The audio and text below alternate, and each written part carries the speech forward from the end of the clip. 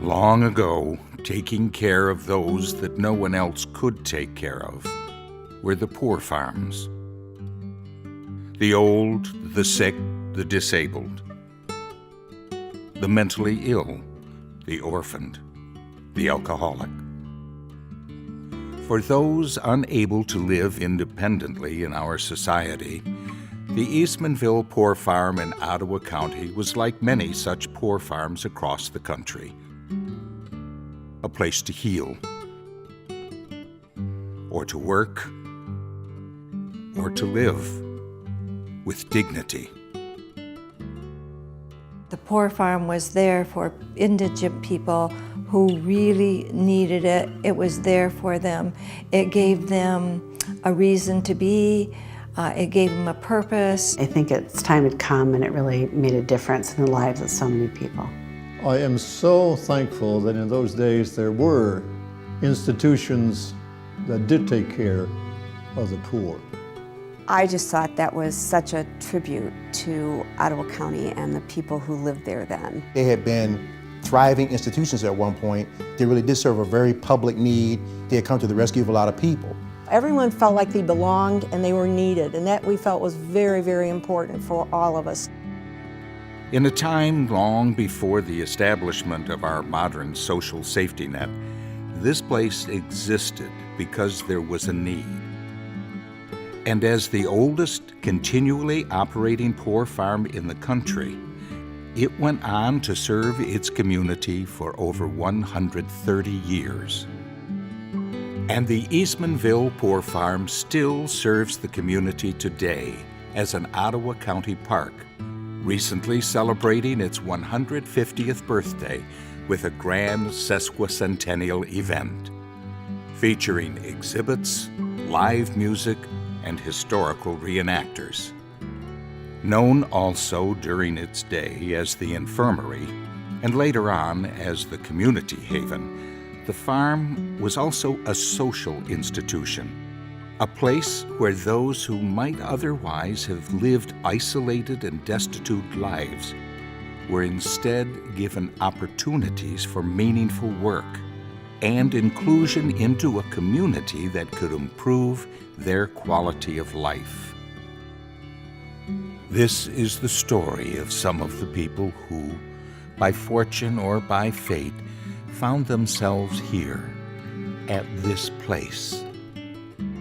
And some of these stories are truly extraordinary, lives of adventure and of tragedy, lives of poetry and of service, lives that were touched and forever changed by the Eastmanville Poor Farm in Ottawa County, Michigan. The story of the Poor Farm begins with a plot of land just west of the village of Eastmanville, Michigan, settled in the 1830s by farmer Daniel Reilly and his brother-in-law, Captain Henry Miller. Reilly and Miller operated a farm and built a home on the site. It was built as a house for Reilly and his family to live in. He built this as a residence, and he built it as an inn. And he called it the Midway Inn because it was halfway between Grand Rapids and Grand Haven on the Grand River. And the Grand River was the major route of transportation prior to the railroad. And this served as a beautiful place for people to stop, to get off, to have a meal, and in some cases to spend the night. As the Midway Inn provided lodging for weary travelers, a divided nation marched towards a deadly war between the states. The American Civil War erupted in 1861, and as it raged on for 4 bloody years, hundreds of thousands of Americans on both sides were killed, wounded, or displaced by the war's end. At the end of the Civil War, when the Army stands down, these soldiers go back to the very communities that they came from. The country was transitioning from a vast wartime footing to a peacetime setting. In addition to the soldiers returning home, there was the fact that the United States had fought the world's first modern war. And so you had modern consequences, which meant lots of refugees, lots of casualties, lots of people who had been mutilated and were suffering from all kinds of difficulties. And so what to do with all these people, how to take care of these soldiers, how to take care of the wounded, the Poor Farms were one answer to that challenge. And so, in 1866, not long after the end of the war, Ottawa County officials purchased the Really Farm and established a poor farm at the Midway Inn, much like other counties across the Midwest, from Pennsylvania to Texas. A farm was often purchased from someone who had settled there and then converted into a poor farm. The idea was that it would be a working poor farm and people would then work off through their labor the benevolence that was given to them by the local counties. Wounded local veterans returned to their communities and were taken in by the Poor Farms. And it wasn't too long before the Poor Farm at Eastmanville began taking in other county residents as well. Residents like shoemaker Peter Plug, an elderly Dutch immigrant who, like so many of his countrymen, settled in West Michigan in the mid-1800s. Peter Plug was my great-great-grandfather. Was born in 1798 in a small town in the southern part of the Netherlands called Etten. He had 17 children. His older brother Benjamin had trouble with the church, and his older brother was ready to move to this country. His older brother seemed to know Reverend Ralty at the Pillar Church in Holland, Michigan. They must have corresponded, and Benjamin must have said, hey, it looks good, let's go to America. Peter left his life in the Netherlands behind, going with his brother to Reverend Albertus Van Ralty's colony in Holland, Michigan. But Peter, now age 57, was an alcoholic who likely was not welcome in any church community at that time. I don't think that my great-great-grandfather Peter belonged to a church in Holland, Michigan, and especially not if he had a drinking problem. Because in those days, they had no understanding of what it meant to be an alcoholic. Tragedy soon struck Peter and Benjamin. The great fires of 1871 that swept through the upper Midwest burned the city of Holland to the ground. The brothers' shoemaking shop was destroyed, their lives ruined. And so Benjamin, the older brother, was out of work, out of a job, and in all likelihood, also because of age, retired, because 2 or 3 years later he dies. And so Peter Plug was out of a job. Stays at the Poor Farm followed, and in 1876, Peter Plug was admitted for the third and final time. According to the Poor Farm records, he became bedridden 3 months before he died. He read his Bible studiously. He repented of his former life, and according to these records, he died having been reconciled with God. End of Peter Plug's life at the age of 79, lonely, at the Poor Farm, confined to his bed, an old man.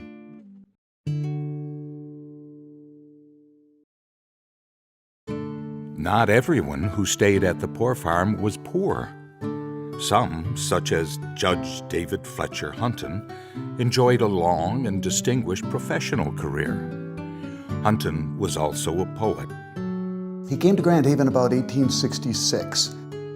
Through the years, coming to Grand Haven, this community, the job he had as an attorney, he knew everyone here. Sooner or later, he was a figure in the community, a respected figure. David Fletcher Hunton's status and stature in the community only grew larger over the years. His splendid estate on the Grand Haven Heights overlooking Lake Michigan and its well-manicured garden were the envy of his well-connected and powerful friends. Having lost 3 wives to death or divorce, he married for a 4th and final time to Ida Flagel, a woman several years his junior. His life, it would seem, was complete. But his poet's heart was not satiated. Hunton wrote volumes of poetry, and his work was frequently published in the local newspaper, the Grand Haven Tribune. He was a very prolific poet, and he started at a relatively young age. Out east he had been writing. But the content of his poems were changed throughout his life. As he grew older, after he met his 4th and final wife, they became a lot more reflective of the area, of Grand Haven, of his family and friends. And he endeared himself to the community of Grand Haven because of his poetry. Late in his life, David Fletcher Hunton was elevated to the position of judge, perhaps the ultimate expression of his community's respect for him. But time would soon catch up to the old poet. His health declining, Judge Hunton was moved to the Poor Farm by his relatives and admitted as a paid resident. He passed away at the farm not long afterwards, but not before leaving behind a gift for posterity: his autobiography, something that he had been planning in secret for many years prior to his death. He delivered a package to the Tribune and to the city of Grand Haven. I think it was a little bit his ego, but he wanted to make sure that after his death they could be opened and his life and his career and his poetry could be remembered. The Poor Farm was also a home for those suffering from physical disabilities or from a mental illness. Such was the case of a young immigrant from the country of Greece. Rina Koulos was married in Greece at the age of 13. She came to America in 1911 with her husband, William, and at that time she was 19 years old. And that's when she settled in Grand Haven, Michigan. Rina worked at the basket factory, and William worked as a wood varnisher for the piano factory. And they lived in an apartment with 3 other male immigrants.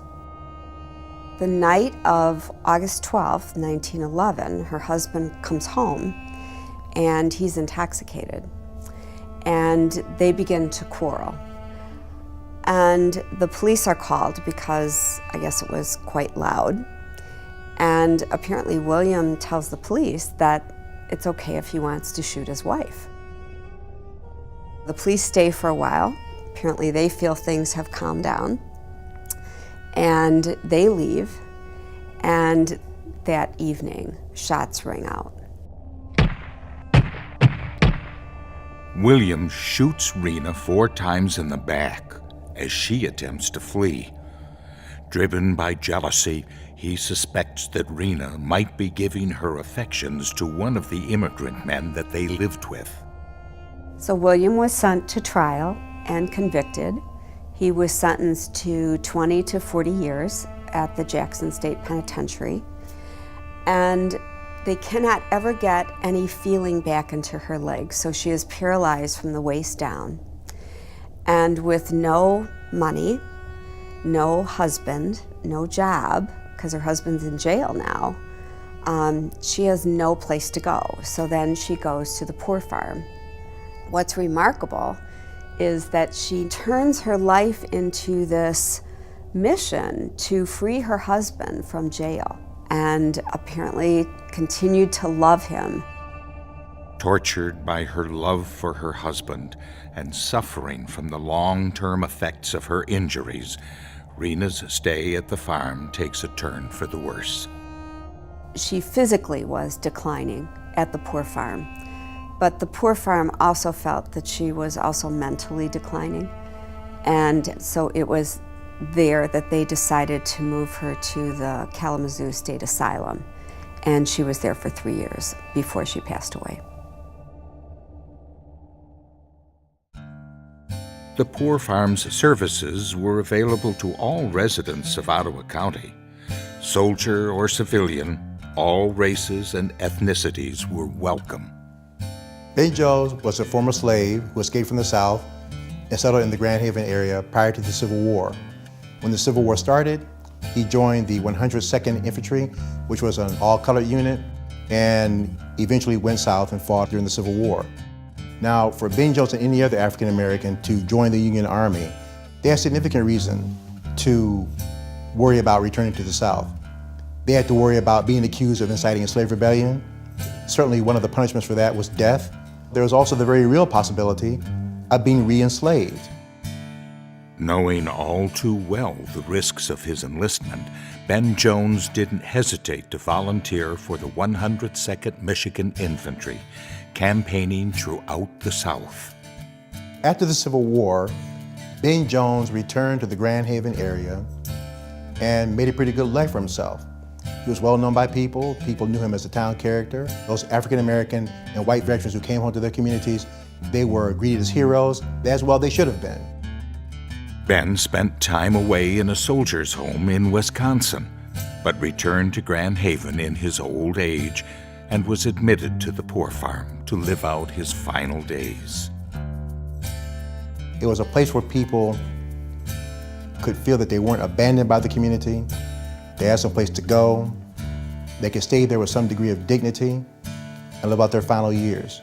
And Ben Jones, being somebody who not only fought in the Civil War but was very liked by his community, would find his way to the Poor Farm and be allowed to live out his final days in some semblance of decency. In recognition of his service, Ben Jones was buried in Grand Haven, Michigan, with full military honors.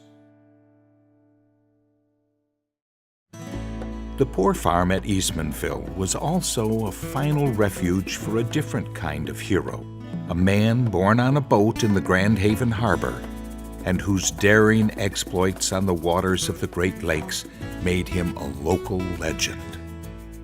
Billy Andrus was born afloat, and it would turn out that his life would be one in which he would be strongly connected to the water throughout his entire life and his entire career as well. He had the opportunity at age 14 to become the assistant at the Grand Haven Lighthouse. Billy was later given the opportunity to become a founding member of the Grand Haven Station of the U.S. Life-Saving Service, which we now call the U.S. Coast Guard. He established a reputation for bravery, saving passengers and cargo from ships in distress on Lake Michigan. He parlayed this reputation into a career as a local lawman. Billy was quite a physical specimen. Grand Haven was not a calm town in the late 1800s. It was a pretty bawdy place, and so it was his responsibility as city marshal to keep the peace. And I'm sure it helped to have an intimidating stature. Public wrestling matches were a popular pastime in the 1890s, and the strapping Billy Andrus was known to take on all comers. A nationally known wrestler was traveling through. So when this Tom Cannon came around, they suggested, hey, Billy, you should take this on. Tom Cannon pinned him in the first round, and then Billy pinned him in the second round. And then in the third round, Billy Andrus was able to pin the champion. And so he defeated this touring national champion of wrestling, and so he became a pretty instant local hero because of that success. From there, Billy's legend only continued to grow. He went on to captain the North Manitou Island Life-Saving Station in Lake Michigan. then on to the Jackson Park Life-Saving Station in Chicago, before leaving the Great Lakes area altogether. Heading out east during Prohibition, perhaps tracking down rum runners with his beloved Coast Guard.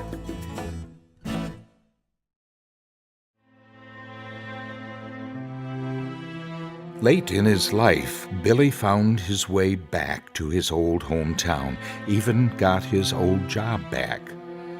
But he was old, and soon his health began to fail him. With no immediate family to take him in, his sister stepped in and made arrangements for him to go to the Poor Farm in 1935. Sadly, the many accolades that Billy had earned throughout his life could not save him from his fate. He was out at the Poor Farm for only about 13 months, but it's believed that because she financed his stay out there, that he really was not contributing to the Poor Farm, but really that was a place for him to reside where he could get the kind of care that he needed in his last days.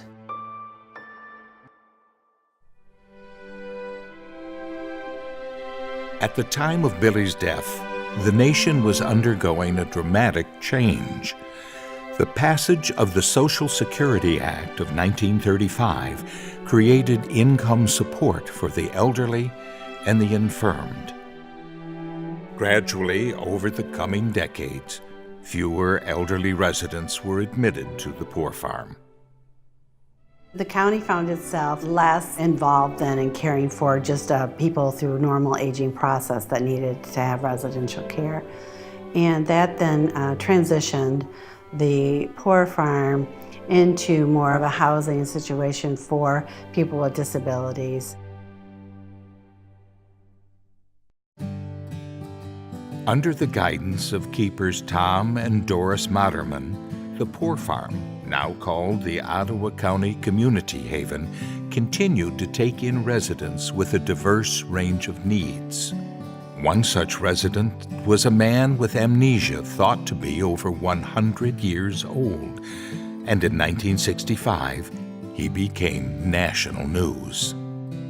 Joe Steele was the oldest living resident at the Ottawa County Poor Farm when a reporter came from Holland to interview him and to find out about his life. When the reporter got there, Joe Steele had been a resident for 58 years. Found wandering the countryside in a daze near the community of Steele's Landing in February of 1907, this man with no name, half-clothed and suffering from hypothermia, was taken to the Poor Farm. He couldn't remember much, and he could not remember his name. The staff at the Poor Farm gave him the name Joe and the last name Steele. When the reporter filed his story, he included a picture with it. A fellow by the name of Monroe Eaton saw that article, and it triggered a memory. And somehow there was something about this story that Monroe Eaton said, "This sounds like the man that my mother used to talk about." Monroe Eaton visited Joe and eventually discovered that Joe Steele was actually his long-lost uncle. Joe's real name was Monroe Ruddy. The story doesn't end there, because Joe Steele, or Monroe Ruddy, continued to live at the Poor Farm, and when he had his 110th birthday, he received congratulatory notes from Governor of Michigan, William Milliken, and President Richard Nixon of the United States. NBC newscaster David Brinkley even announced his 110th birthday, so he got nationwide acclaim for his age. Sadly, he died the next year, but he was 111 years old when he died in 1971. Monroe Ruddy, also known as Joe Steele, was buried next to his mother not far from the town of Saugatuck, Michigan. His passing, or so it seemed, marked the end of one era at the farm and the beginning of another.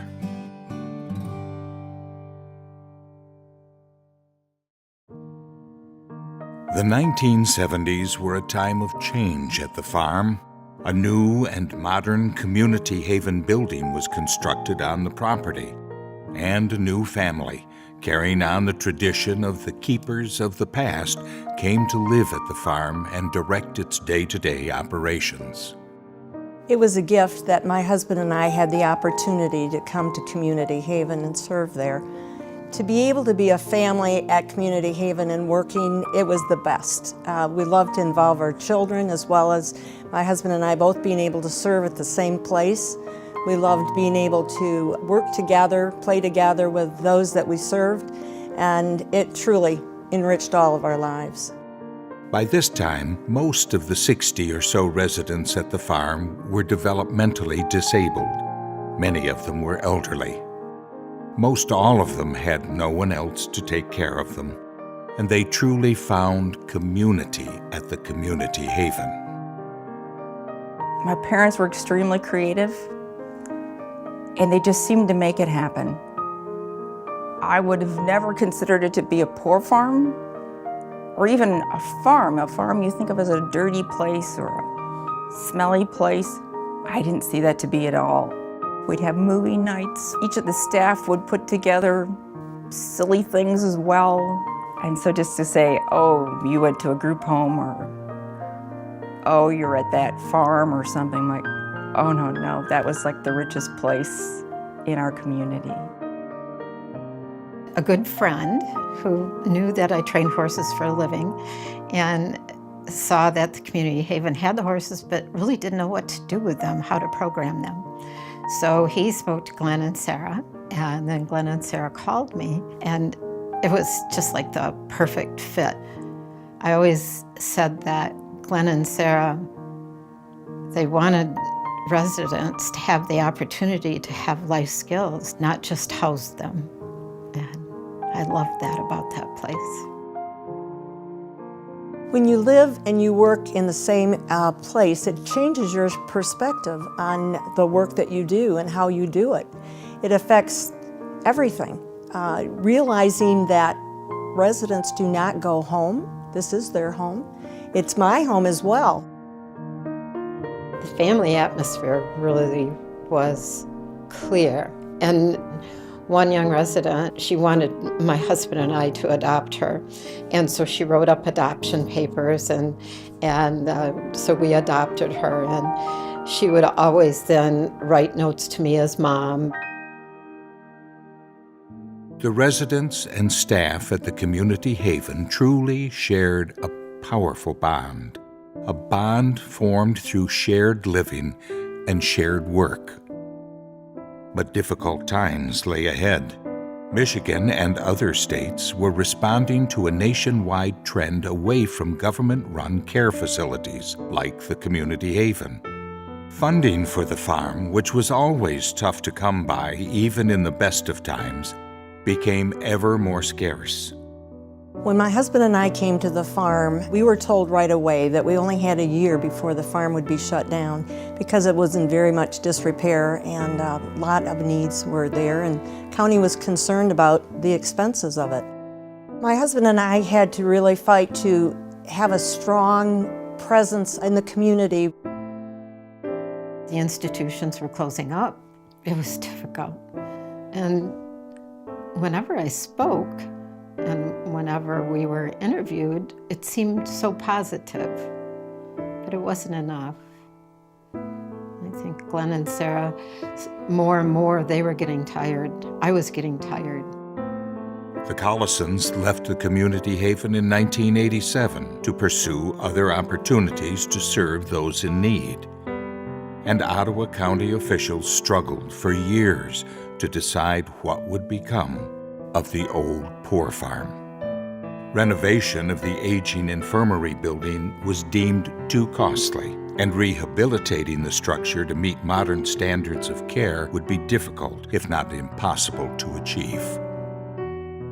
The decision was made to demolish the old infirmary and the Community Haven building, and its residents were encouraged to move into group homes and nursing homes in the surrounding area. The old barn and a few outbuildings were all that was left. After a run of over 130 years, the Poor Farm's time was up by the year 2000. But a dedicated group of community volunteers would soon take on the challenge of preserving the stories of the Eastmanville Poor Farm and protecting the site for future generations.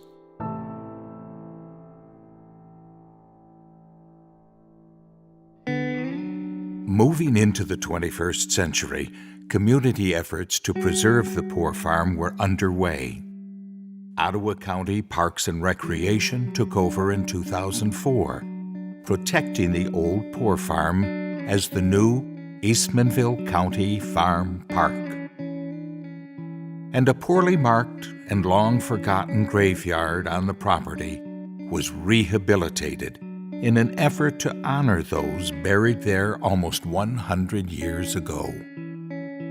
With underground radar, they proved there were a lot of graves there unmarked, and it's now proven to be a very nice little cemetery with a definite identification of almost all the bodies.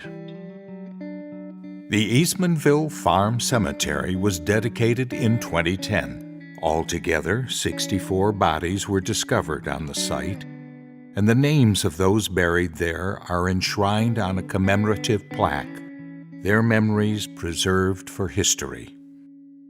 The Eastmanville Farm Cemetery is a place of remembrance, a quiet place to reflect on those who lived in the Poor Farm community, many of whom for the last days of their lives.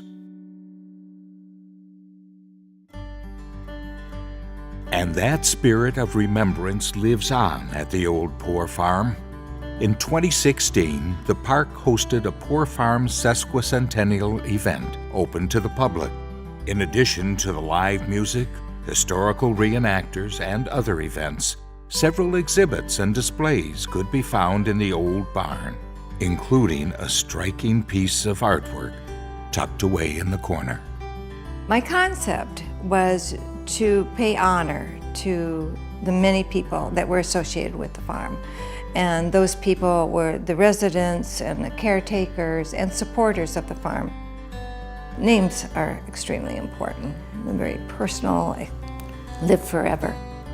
I want it to be a reverence. I want it to be somber. And I wanted people to go up next to the panels, next to the names, put their fingers, touch them, and have a real sense of connection with those people. The Poor Farm stands as a chapter of American history, a piece of American history that really needs to be publicized more. People need to understand that we've always had people in our society that have been invisible, people who have sometimes fallen into hardship, people that sometimes simply need a community to care for those who either are lesser equipped or have fewer resources to care for themselves. It speaks to the issue of how Americans truly can respond to each other when we're at our best. It really, for me personally, reminded me how important it is in our country and our society to take care of each other and see to it that there are ways that we can have a quality of life and be sustained in our old age, regardless of our life experience or our careers or what contributions we've perhaps made to society. My great-great-grandfather, he lived there for the last 3 years of his life. Wonderful that at least he had people he could talk to, that he would not die somewhere in an alley as a drunk, but that he was cared for. So I'm thankful for the Poor Farm. It is good to be a servant sometimes, you know. I don't know that our present society understands how to be a servant and the joy that you receive from that. It's important as a society that we're not moving so fast that we forget the people that are next to us. That we just slow down to see what we can be a part of versus it's all about us.